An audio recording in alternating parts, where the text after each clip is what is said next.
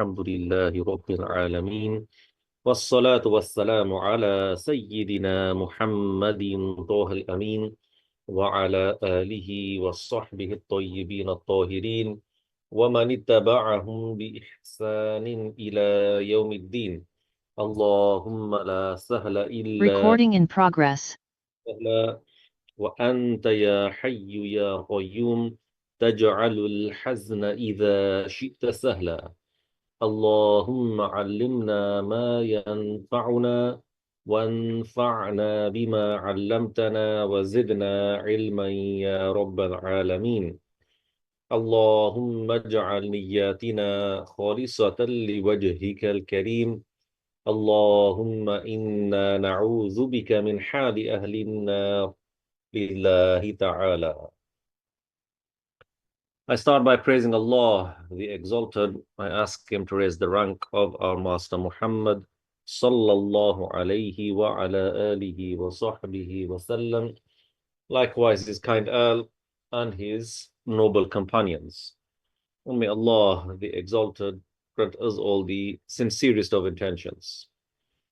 Thereafter, just before we continue from where we left off, I know we finished section 7 last time. But just because section 8 is a direct continuation from what the author, rahimahullah, was saying to his son in section 7, I'm just going to quickly read through without any further explanation on section 7 and then make a start on the following one.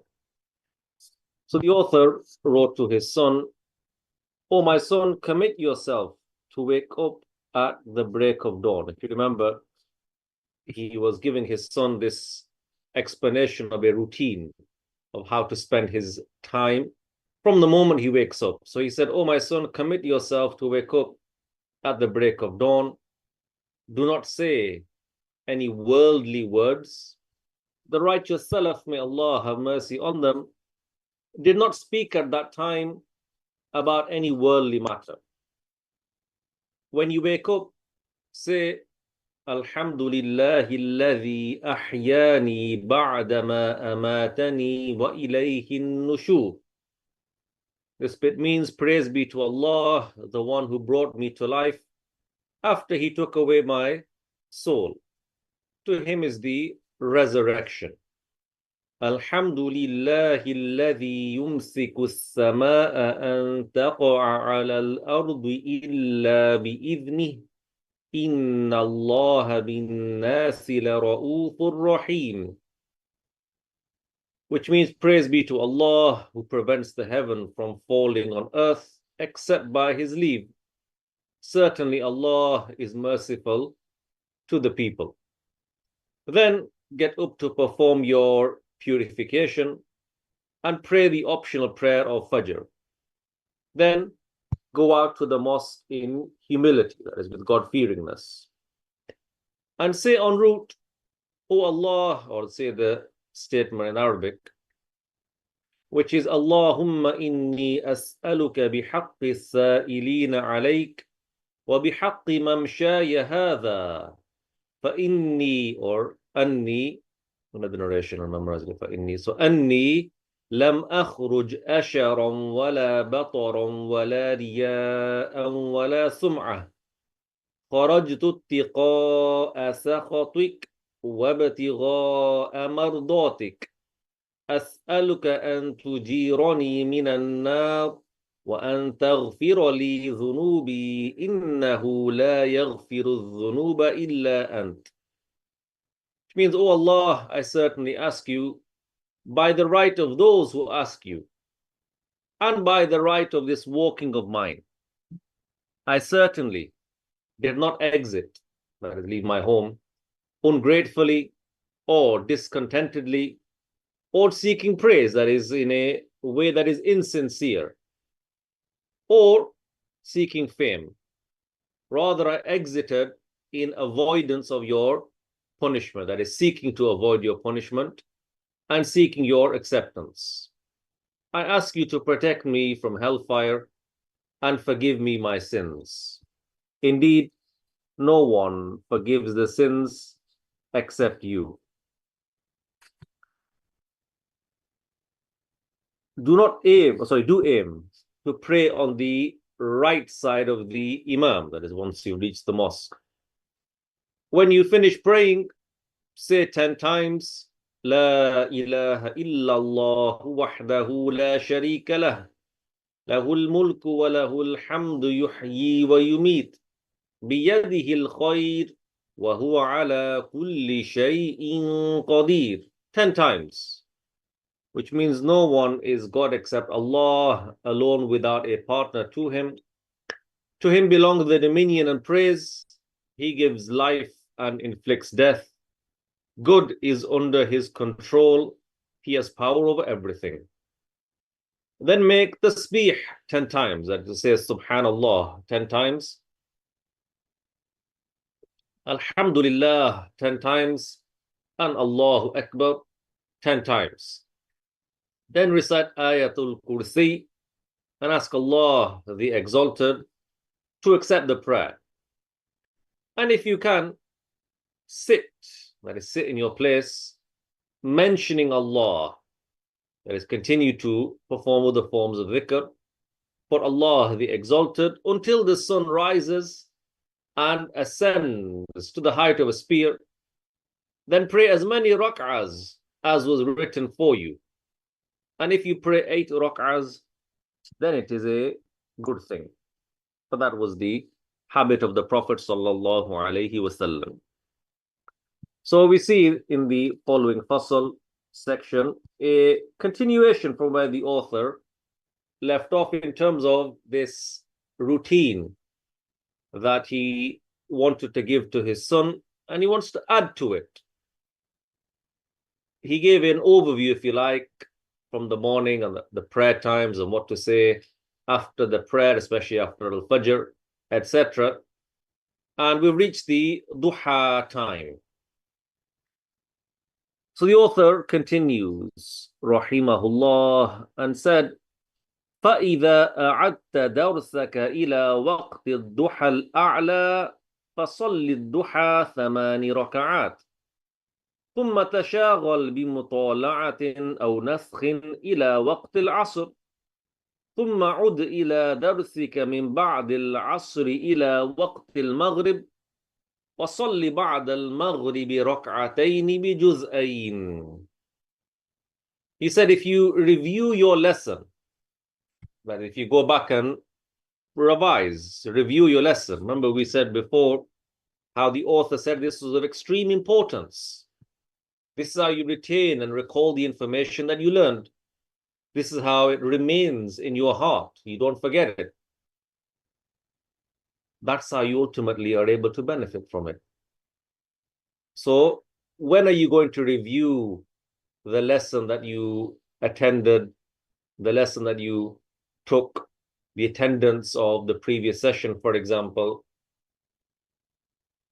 He said, if you review your lesson until the later duha, so if you, after praying al-Fajr, you've done your dhikr, then rather than praying the duha prayer straight away, that morning time, use it to revise, review your lesson until a bit later on in the duha time. So this is still the morning.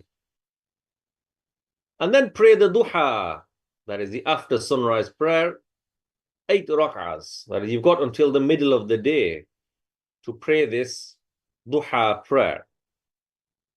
And its least amount is 2 rak'ahs. Its maximum amount is 12. And its best amount is 8. And that's what Ibnul Jawziyy, rahimahullah, encouraged his son to perform.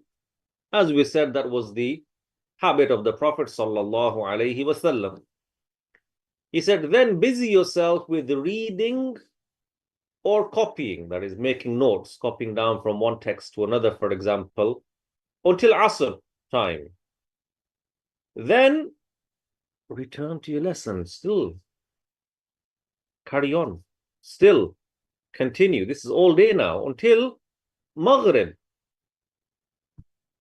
So you can look at the effort that the author is encouraging his son to put in and the time he's asking his son to invest in the revision of. the religious knowledge that he had acquired. Clearly, then, to be able to retain this information and keep it in your heart steadfast is to put the necessary effort to memorize and revise. If someone was to suggest or ask, how are you able to recite the Fatiha now with such ease? And is there any danger of you forgetting it? The answer is no. You know it like the back of your hand. You know it with such ease and such comfort and with such easy recollection of it. Why? Because you're revising it every day. You're reciting the Fatiha in your prayer every single day. So you're not going to forget it. So if there is knowledge that you acquired, a lesson that you sat in, attended, heard, and you never repeated it again, or you repeated it once, read it again once, or maybe twice, for example, thrice even, and that was it, how long is it truly going to remain in your heart?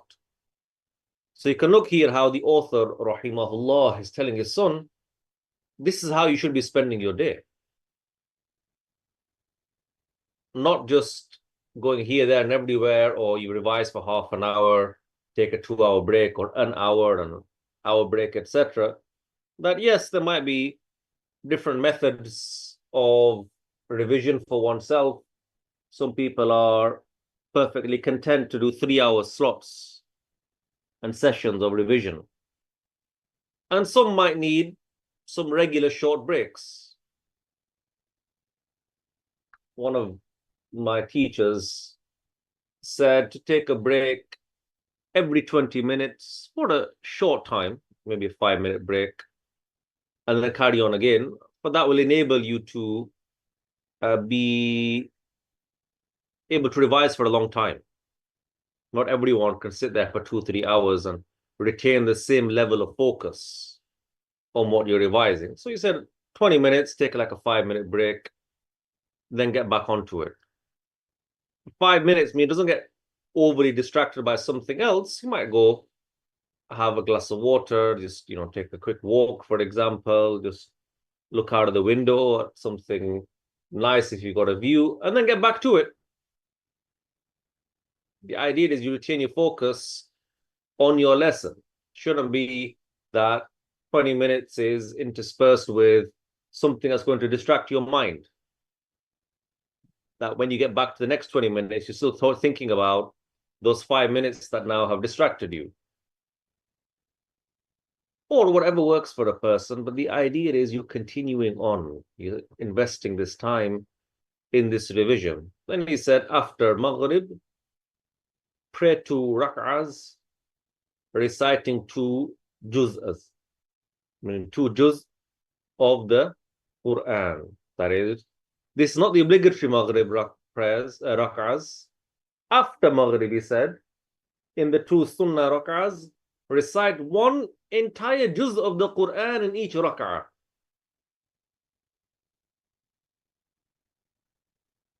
Something to reflect on there is that he's not telling his son to rush the prayer and get back to revision. Revision is important. Even if it is revising the religious knowledge. That is important, yes, but this is now prayer. Prayer times come. And this prayer time shouldn't be rushed to quickly get on to something else. That even if you said, I'm revising a religious exam or religious knowledge, then still, this is now time for the prayer. That prayer requires its own dedication and focus and time, which should not be rushed. I used to remember there was one of the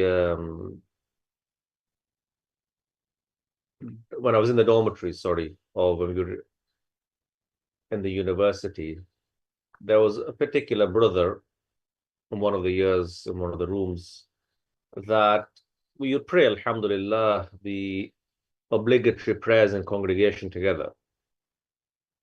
And the adhan would go and the iqamah, etc., giving people enough time to get themselves ready to pray on time.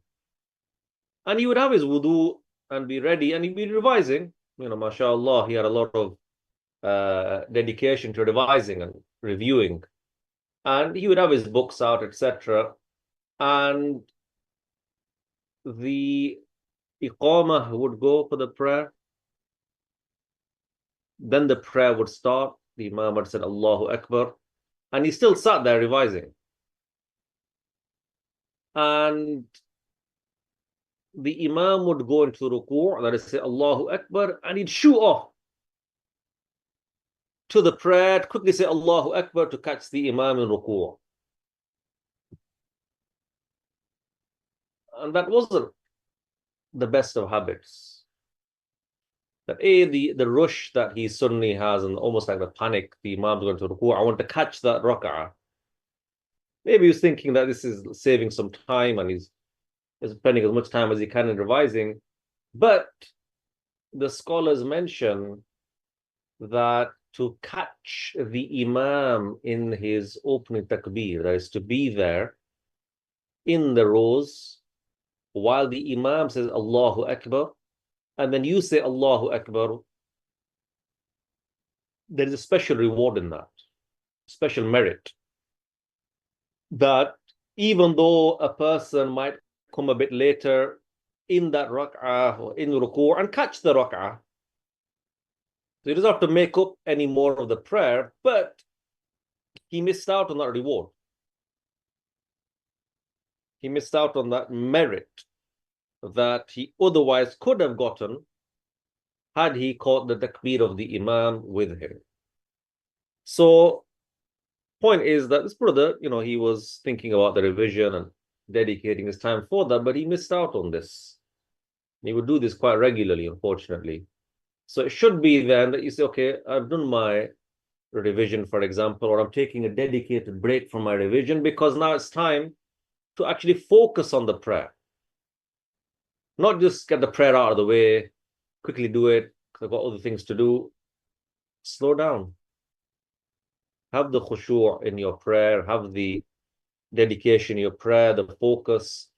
Perhaps as a result of you being so focused and God-fearing in your prayer and the supplication that you make after the prayer might be a means for that revision to go much easier. For you to be able to memorize faster, for example. And so one should give each obligatory act of worship, or generally act of worship, its own due time. Continuing on, the author said, فَإِذَا صَلَّيْتَ الْعِشَاءَ فَعُدْ عَلَى دُرُوسِكَ ثُمَّ اضْطَجِعْ عَلَى شِقِّكَ الْأَيْمَنِ فَسَبِّحْ 33 وَاحْمَدْ 33 وَكَبِّرْ 34 وَقُلْ اللهم قني عذابك يوم تجمع عبادك. He said, after you pray Isha, return to your lessons. Person might say, oh, how long? Still, he's advising us, so continue this revision. This is your life. This should be your focus. This is what it takes to be able to ascend the ranks of acquiring religious knowledge and being solid in the religious knowledge and recalling the religious knowledge.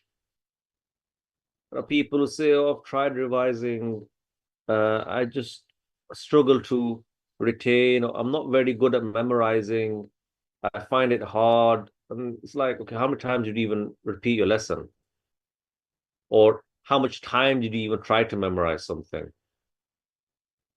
5 minutes, so you repeat it twice. Well, what do you expect? This requires effort. And the older you are, the more challenging it is. That in your youth, it's much easier to memorize. This is only, you get to know that through experience. When we were younger, the older brothers would say, you young guys, subhanallah, you have it easier, and You guys can memorize, and we older brothers, it's harder for us. It takes us longer. And you think, oh, why? Like, why would it take you longer?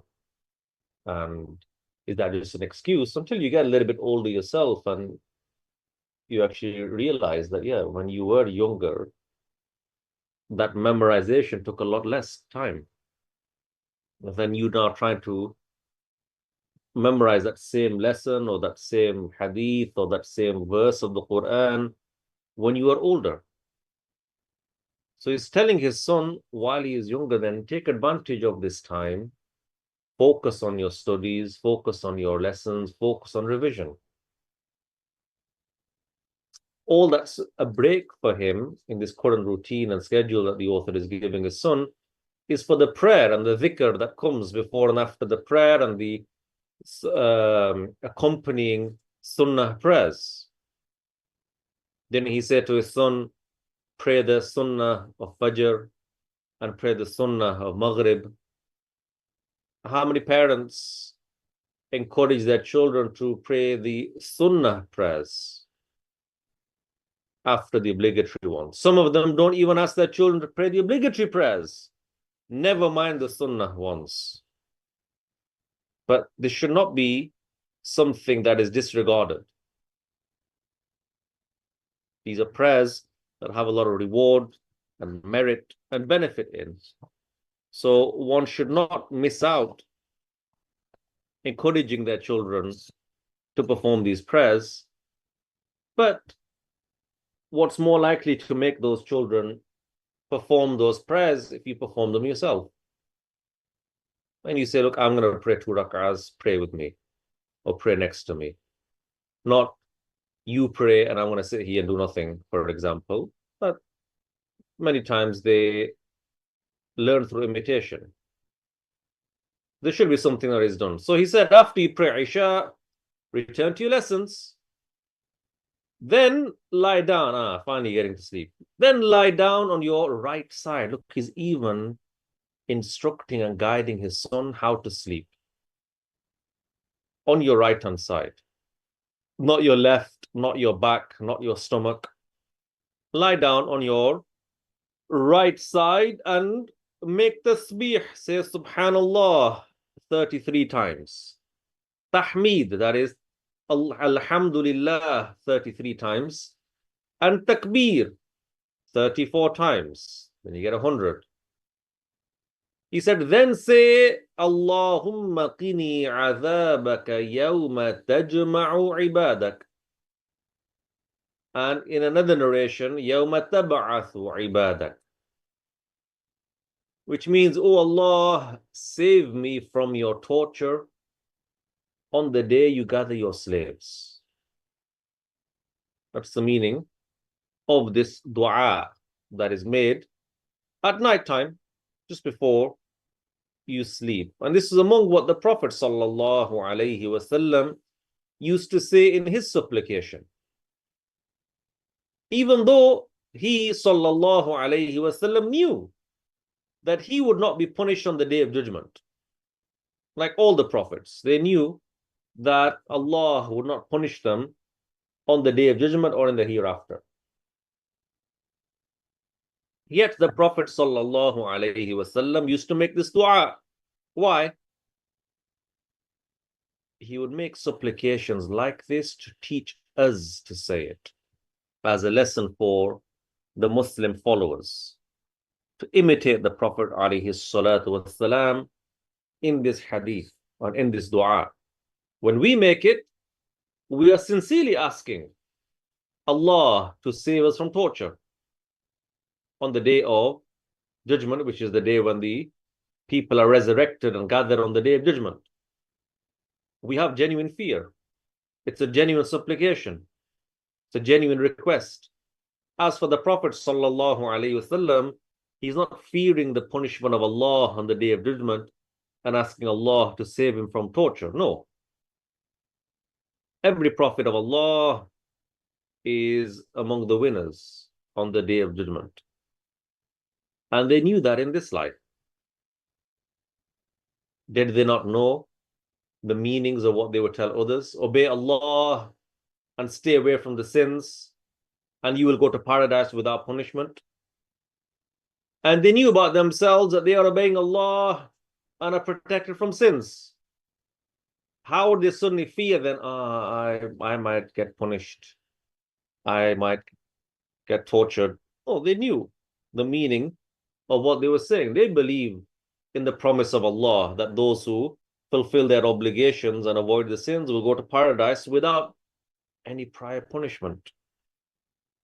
So what some ignorant people say, that the prophets fear punishment on the day of judgment and therefore refuse to help other Muslims because they are concerned about their own welfare, is not true. This is not the case. So he's put his son to sleep then, so to speak. He continues on. He said, وَإِذَا فَتَحْتَ عَيْنَيْكَ مِنَ النَّوْمِ فَاعْلَمْ أَنَّ النَّفْسَ قَدْ أَخَذَتْ حَظَّهَا فَقُمْ إِلَى الْوُضُوءِ وَصَلِّ فِي ظَلَامِ اللَّيْلِ ما أمكن واستفتح بركعتين خفيفتين ثم بعدهما ركعتين بجزئين من القرآن ثم تعود إلى درس العلم فإن العلم أفضل من كل نافلة. So he's told his son what to do before sleep, how to sleep, what to say. Now he's directing his son what to do if you wake up. So he said, firstly, when you open your eyes from sleep, know that the body has taken its ample time of sleep. Meaning once your eyes open, your body has had enough sleep. That's what it's telling you. That whatever sleep the body needs, it's had. That's why you've woken up. That is, unless you were, let's say, disturbed by someone or something. But if after sleeping you naturally just wake up, do not go back to sleep. Do not add to that. It's had its ample time.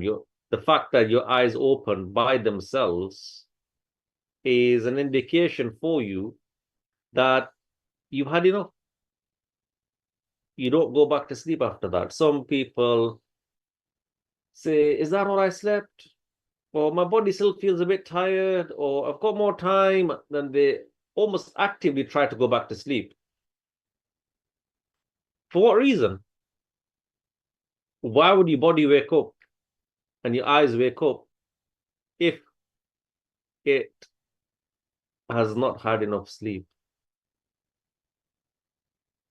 And so take the sign from your body that you thought, oh, I thought I would need 8 hours or 9 hours and I've woken up after 6. Okay, you woke up after 6.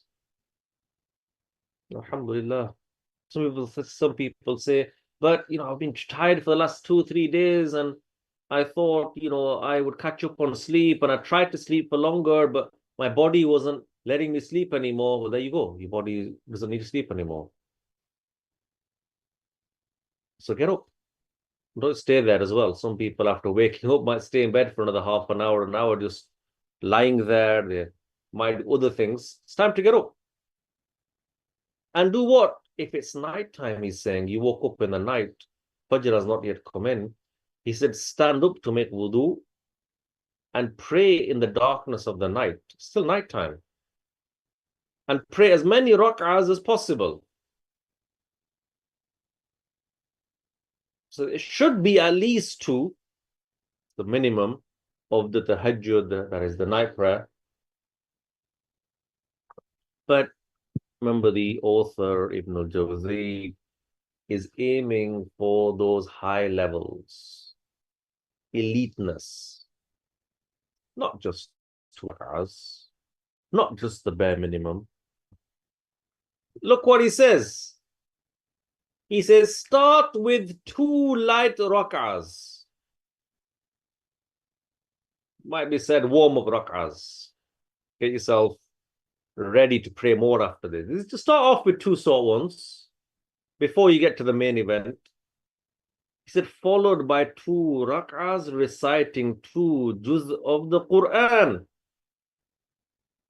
Start with a couple of short ones, shake off the sleep a little bit. Then the next 2 rak'ahs have got a juz of the Quran in each of them, meaning these are clearly not short rak'ahs or a quick Surah Al-Ikhlas and off you go. A juz of the Quran he's telling his son to do. Then back to it. Return to your lesson. Back to revising. If you ever tried memorizing before Fajr, it's a time that has a lot of blessings, merits. You'd be surprised how quick you memorize things at that time as opposed to other times of the day. And he said, because acquiring knowledge is better, that is more rewardable than praying any optional prayer. And this is what Al-Imam Al-Shafi'i said. That is, seeking the religious knowledge is better than performing the optional prayers. And this is despite knowing that the optional prayer has merits. Now, what we're saying is the optional prayer, the sunnah, the nafil prayer, are rewardable and beneficial. And yet, despite that, acquiring religious knowledge is better than praying any optional prayer, any. However, what does he say to his son before that? Pray those rak'ahs. He's encouraging his son to pray at night as well, rather than just revising, because he wanted to direct his son to also pray so that he would get a share of all the different doors and forms of goodness. That is, he wants his son to learn, to revise, to teach, to do dhikr, and also to pray. So he's getting reward from all these different sources and all these different means. And Al-Imam Al-Zabidi, rahimahullah, said in his book, Al-Idhaf, it's known as Idhaf, Al-Thabat Al-Muttaqeen. In this very beneficial book, he said, listening to beneficial knowledge is better in the hereafter than being busy with performing the optional prayers. For Abu Dharr, Jundub ibn Junadah radiyallahu anhu narrated that the Prophet sallallahu alayhi wasallam said, attending a session of religious knowledge is better than, meaning more rewardable than, praying 1,000 rak'ahs of the optional prayer. One session of religious knowledge gets you more reward than 1,000 rak'ahs of the nafil, the optional prayer. To put that into perspective, if you reflect on Ramadan, each night of Ramadan has the Taraweeh prayer. Each Taraweeh prayer consists of 20 rak'ahs, which take effort, which take time. People get tired. Those 20, if one was to perform them for every night of the month, and let's say there are 30 nights, that is 600 rak'ahs. That's still not as much as the 1,000 that's quoted in the hadith. Meaning that attending one session of knowledge would be more rewardable than that. They show the special merit of acquiring and listening and attending the sessions of religious knowledge. And so the scholars have said that the best act, but the best of the physical, obligatory acts of worship is the prayer. And the best of the optional acts is the prayer, meaning out of praying and fasting and giving zakah, what's the best of all the physical acts of worship? As-salah, the obligatory prayer. And out of all the optional acts of worship one can do, reciting Quran, doing dhikr, etc., what's the best? The prayer. Despite that, spending one's time on the beneficial knowledge is better than the best of the optional acts of worship.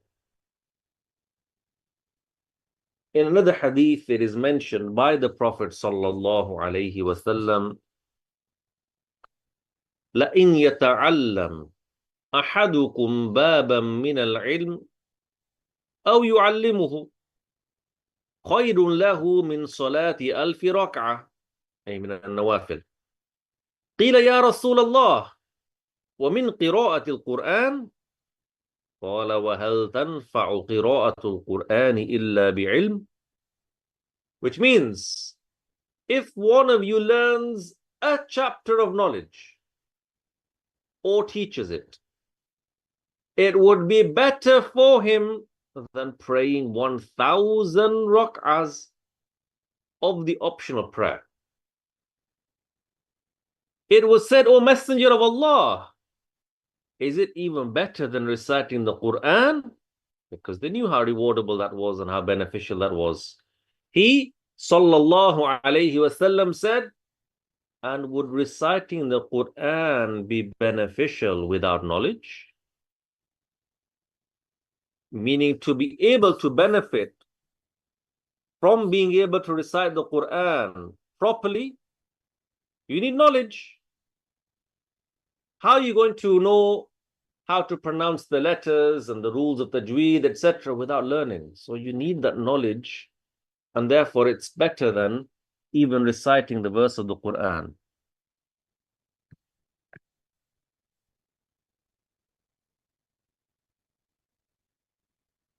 And so these are the words of the Prophet sallallahu alaihi wasallam that indicate the merit and the honor and the reward of spending one's time being occupied with the religious knowledge. Fasl, section 9. We'll make a start with it, inshallah. The author, rahimahullah, said, وَعَلَيْكَ بِالْعُزْلَةِ فَهِيَ أَصْلُ كُلِّ خَيْرٍ وَاحْذَرْ مِنْ جَلِيسِ السُّوءِ.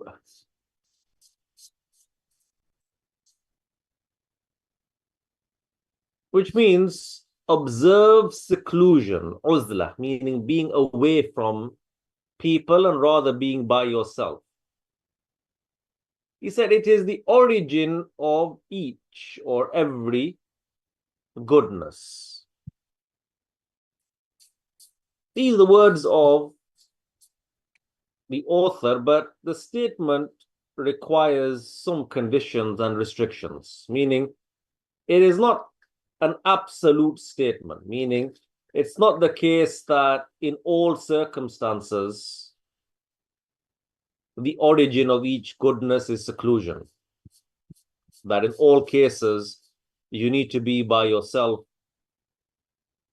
in order for goodness to happen. That some scholars give preference to seclusion, other scholars preferred mingling with people, and each of them supported their view with religious texts and evidences. So, for example, among the benefits mention of seclusion are having enough time for worship, that you're not distracted by others, avoiding sins that are usually committed upon mingling, that you're not going to commit ghibah with the empty air and the walls in your house. There's no one around for you to speak ill to or hear ill from. And being safe from the disturbing fools. There's no one, as I say, doing your head in. There's no one bothering you, stressing you, etc. And seclusion benefits the individual, while mingling can enable the individual to benefit the society. And so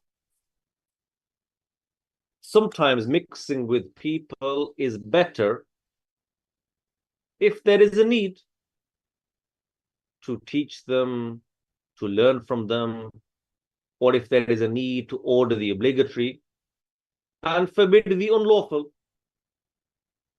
Al-Imam al-Suyuti rahimahullah narrated that the Prophet sallallahu alayhi wasallam said, إذا ظهرت البدع ولعن آخر هذه الأمة أولها فمن كان عنده علم فلينشره فإن كاتم العلم يومئذ ككاتم ما أنزل الله على محمد صلى الله عليه وسلم. Which generally means, because we want to give the explanation or the overall explanation of it anyway, but the words indicate that if innovations in creedal matters appear and people of this nation start damning others, then whoever has knowledge, let him spread it. For whoever conceals the knowledge on such a day will be like the one who conceals what was revealed by Allah to Muhammad sallallahu alayhi wasallam. So the scholar Al-Munawi said during the explanation of this hadith, and he quoted Al-Imam Al-Ghazali. He said, Al-Ghazali said, the scholars are the doctors of the religion. That's the word he used, Atibba'uddin.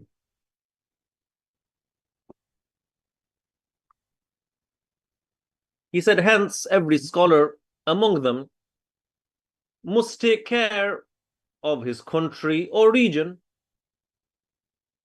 Don't you have, for example, if there was a doctor in a village or a doctor of a town, he's in charge of all of them. He manages them. He looks after them.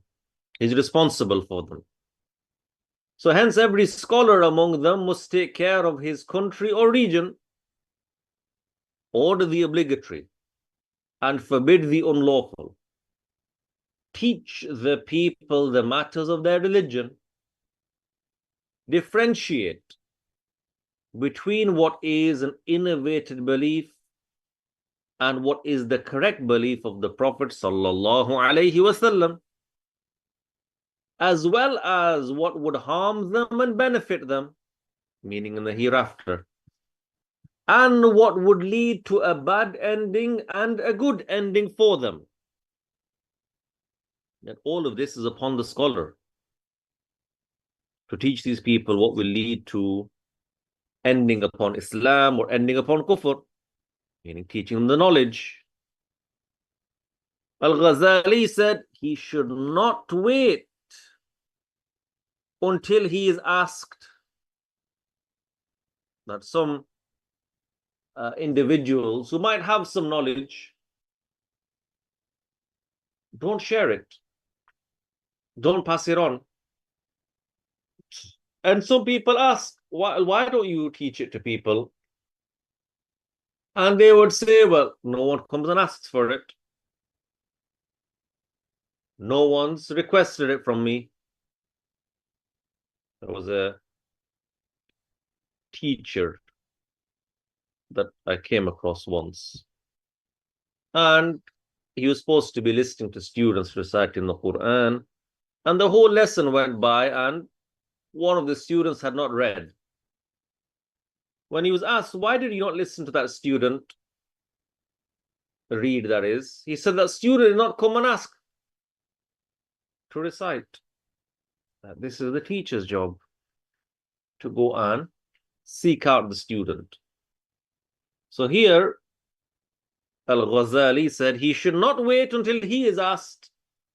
Rather, he should put himself forward to embark upon da'wah by himself. That is, don't wait to be asked. You put yourself forward. Because the scholars are the inheritors of the prophets, and the prophets did not leave the people upon their ignorance. Rather, they used to call them and invite them in their sessions. That is, they would go to people's sessions and invite them to Islam, invite them to knowledge, invite them to learning. And they would pass by their houses. For indeed, those with sick hearts do not know their sickness. Someone is ill, do they know how to treat themselves? They go to the one who can fix them, can aid them, help them, cure them, direct them. This is why Al-Ghazali said the scholars are the doctors of the religion. They cure the sickness of people's hearts with knowledge. He ended, Al-Ghazali, that is, by saying, hence this is an obligation upon the scholars.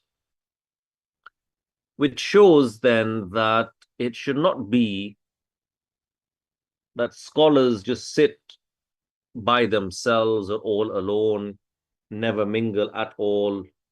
They don't go out to the masses. They don't teach the religious knowledge. They don't order the obligatory. They don't forbid the unlawful.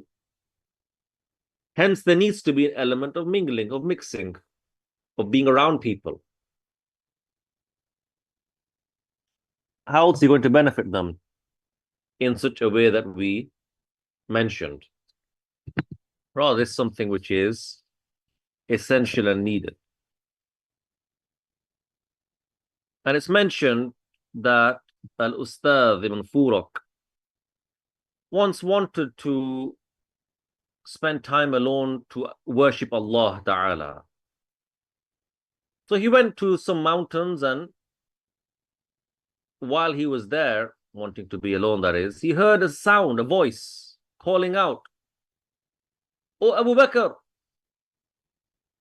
you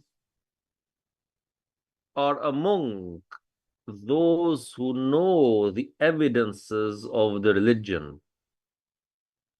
Yet you've left the slaves of Allah," meaning that you're able to benefit people and you by yourself. So he ended up then returning back, and that was the reason for him to spend time among the people. And a scholar by the name of Al-Ustadh Abu Ishaq said to some of the scholars, or said to some of the Muslims who were in the mountains of Lebanon, who had built huts and hermits for themselves and had moved up into the mountains to live by themselves. He addressed them and said, "Ya akalat al-hashish, taraktum umma Muhammadin sallallahu alayhi wa sallam fi aidi al-mubtadi'ah, washtaghaltum ha'una bi-akl al-hashish." He said to them literally, "O eaters of grass," meaning if you're living up in the mountains, you're surviving on the land, what comes out of the ground, the greenery, the green vegetables, etc. He said, "Oh, you who eat, or eaters of grass, you've left the ummah of Muhammad sallallahu alayhi wasallam in the hands of the innovators," meaning that there are those who are corrupting people's beliefs out here, and you guys are up there in the mountains, and you're spending your time here instead, eating grass. They said, "Inna la naqwa ala suhbatin nas." They said, we don't have the energy to be among the people. Hard. Having to go through some of the harms of people, the stress that they give you, and the annoying behavior that they might have, etc. But he was able to do that. And so he did. He stayed among the people, teaching them and benefiting them. The author said, beware of the bad companion. Abu Dharr radiyallahu anhu said, القول بالحق خير من الصمت والصمت خير من القول بالباطل والجليس الصالح خير من الوحدة والوحدة خير من جليس السوء. He said, to say the truth, that is to say what is good, what is beneficial, is better than silence.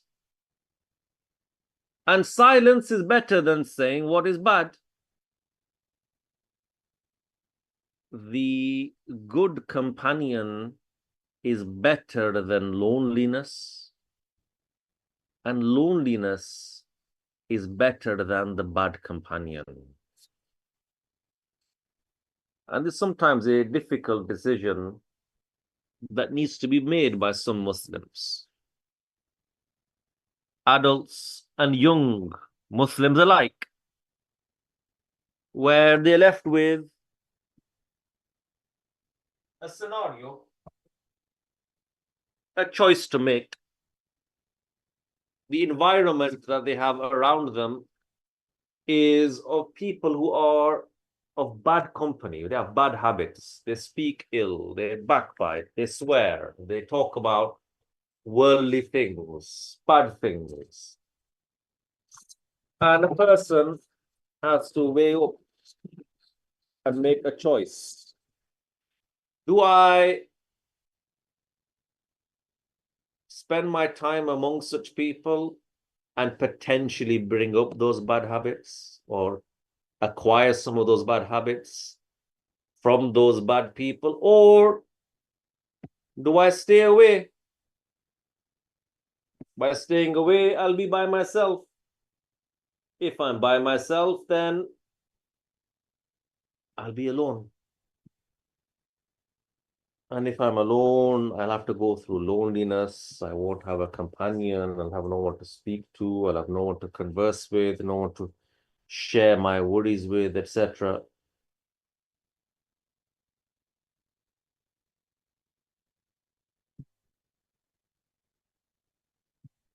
And so not everyone can make that decision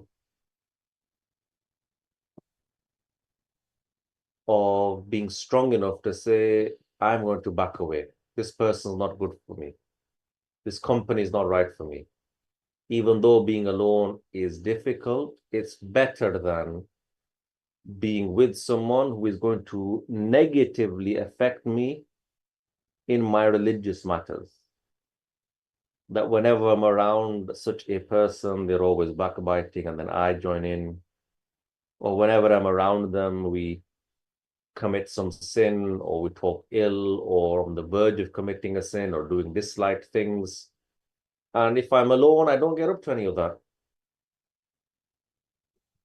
This is not someone who is pushing me to pray, pushing me to do good deeds, and encouraging me to learn the religious knowledge, and is asking me, did I attend the sessions of knowledge? This is not that type of person. It's someone who is potentially harming my religion, and so such a companion needs to be warned against. You need to warn yourself against them and be strong enough to accept the loneliness over that bad company and that bad companion. And sometimes parents need to make the choice on behalf of their children, and sometimes they need to make that choice for themselves to be safe from such scenarios so that they can be in a better state religiously and safe from the day of judgment. Barakallahu feekum. We'll end there, inshallah. And Allah, the Exalted, knows best.